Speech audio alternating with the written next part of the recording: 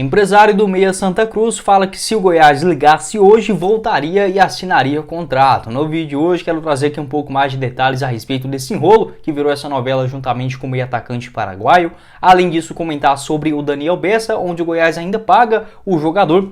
Falar aqui sobre os valores, o que disse também o Paulo Rogério Pinheiro a respeito dessa história. E o Daniel Bessa, onde joga atualmente o meia também brasileiro com nacionalidade italiana. E outro assunto do nosso vídeo de hoje envolve o Felipe Bastos, onde ele me respondeu lá no Instagram, falando atualmente sobre o seu quadro clínico dentro do Goiás. Será que continua para a sequência do ano? Por que ele não está atuando, agora nessas primeiras e finais rodadas, da primeira fase do Campeonato Goiano? Tudo isso no nosso vídeo de hoje. Só antes de começarmos, peço para você deixar seu like e também se inscrever aqui em nosso canal e ativar as notificações para sempre conferir os vídeos novos aqui no YouTube do Goiás News. Na tela final, vou deixar também o vídeo de hoje mais cedo, onde eu falei sobre um zagueirão argentino na mira do Goiás para a sequência da temporada. Outro recado que quero passar para vocês é do Brasil Lava Rápido, nosso apoiador aqui do canal, para você dar uma ducha rápida nesse comecinho de semana no seu veículo por apenas R$11. Isso mesmo, para os veículos de pequeno porte você encontra lá no Brasil Lava Rápido, sendo 5 unidades espalhadas aí por Goiânia e também Aparecida,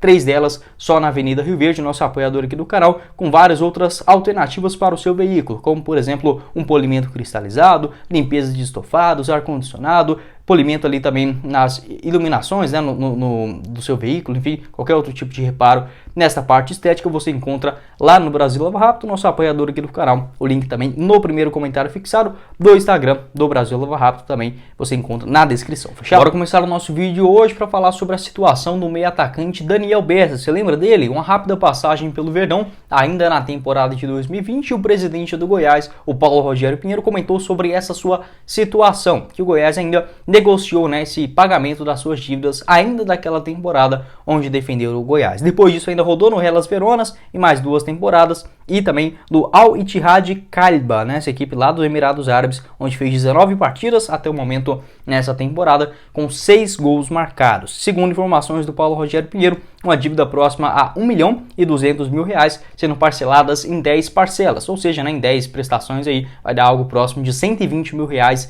mensais para o Daniel Bessa, outro caso que já estava na justiça, assim também como o do Keco Vidalba, o atacante onde o Goiás foi condenado a pagar e agora sim, R$2.700.000, tendo que arcar já com pelo menos 30% desse montante já de uma vez. Mas o Paulo Rogério, assim como eu já havia conversado com vocês nos outros vídeos, o Goiás já estava preparado para essas duas situações onde não havia pago os jogadores. Então o mais comum e o ideal possível seria sim o pagamento em um ou outro momento. A questão é que poderia ter sido na metade do ano passado, em janeiro desse ano, em março, em abril, daqui 3 temporadas, enfim, não se sabe ao certo, mas pelo menos já que aconteceu, tendo esse caixa para fazer o pagamento. Abre aspas do que disse o Paulo Rogério Pinheiro. Nas partes administrativas, financeiras e políticas, eu nunca deixei de estar presente. Esse caso do Keco já vinha me preocupando bastante. Agora tivemos a notícia que o caso do Bessa já foi transitado e julgado em Brasília. O Bessa é mais ou menos R$1.200.000 a dívida, Tem o fisioterapeuta também,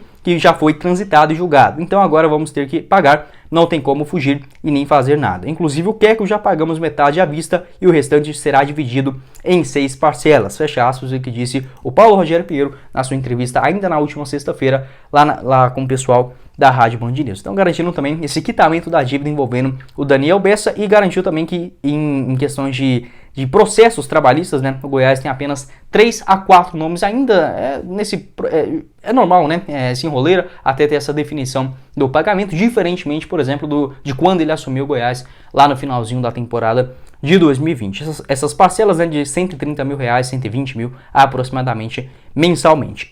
Outro ponto também.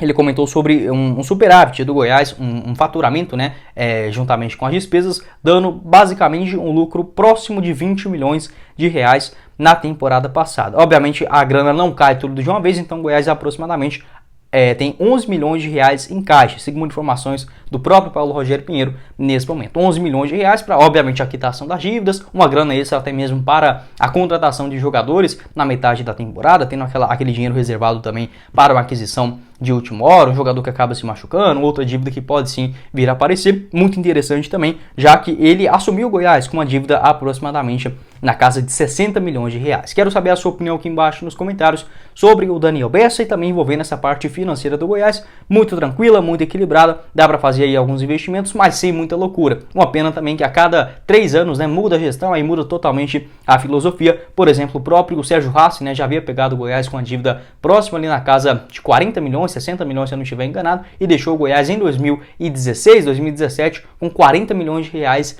em caixa. Aí vem um outro doido, faz qualquer outra coisa ali e acaba não dando sequência nesse mesmo projeto. Se o Goiás tivesse essa mesma constância, ou do Sérgio Hassi na parte administrativa, do futebol acabou não andando muito, ou do próprio Paulo Rogério Pinheiro, tranquilamente estava como o Atlético Paranaense, né, que se eu não estiver enganado tem mais de 150 milhões de reais em caixa investido, né, apenas para rendimento em aplicações financeiras. Sobre o Daniel Bessa, né, pelo Goiás, 23 partidas, 5 gols marcados e 1 assistência.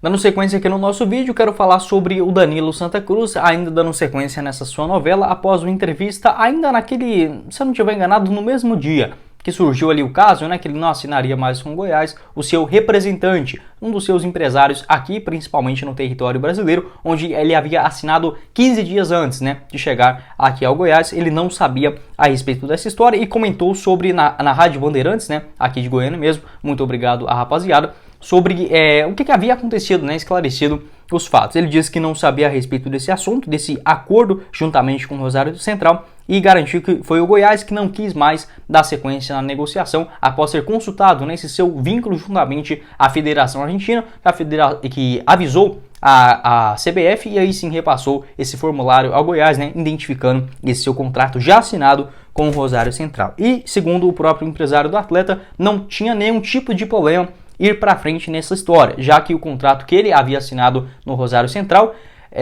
não constava o mesmo valor, por exemplo, quando foi apresentado no pré-contrato. Basicamente, o Danilo Santa Cruz ele assinou com uma intenção de defender o Rosário Central na temporada de 2023. Entretanto, o valor que ele havia colocado em dólar, na hora que ele foi assinar o vínculo, aí sim, em definitivo, estava em pesos argentinos. Dessa forma, um pré-contrato ele não é a mesma coisa de um contrato definitivo, e sim um acordo que ainda falta ser registrado, por exemplo, na própria Federação Argentina, na Junta de Trabalho, enfim, outras várias burocracias antes desse acerto. Mas já tinha essa assinatura. Segundo o próprio presidente do Goiás, o Paulo Rogério Pinheiro, ele já tinha um contrato de fato assinado com o Rosário Central e não um pré-contrato, como havia comentado, né, o seu próprio empresário. Enfim, uma enrosqueira danada, mas segundo o representante do jogador aqui no futebol brasileiro, se falasse hoje para voltar e assinar com o Goiás, ele fecharia novamente esse acordo, ou seja, não descartando, não fechando as portas, né, para o maior do Centro-Oeste nessa ocasião. Mas segundo o próprio Paulo Rogério Pinheiro, não existe a menor possibilidade desse acordo, muito por conta da quebra de confiança entre as partes, né? Não só dos seus empresários, do próprio jogador, juntamente com a diretoria. Porque se assim, beleza, o valor não estava do jeito que gostaria, mas não é possível, né, você fazer uma inscrição de um jogador que não está, por exemplo, livre no mercado, que tem um contrato com a outra equipe.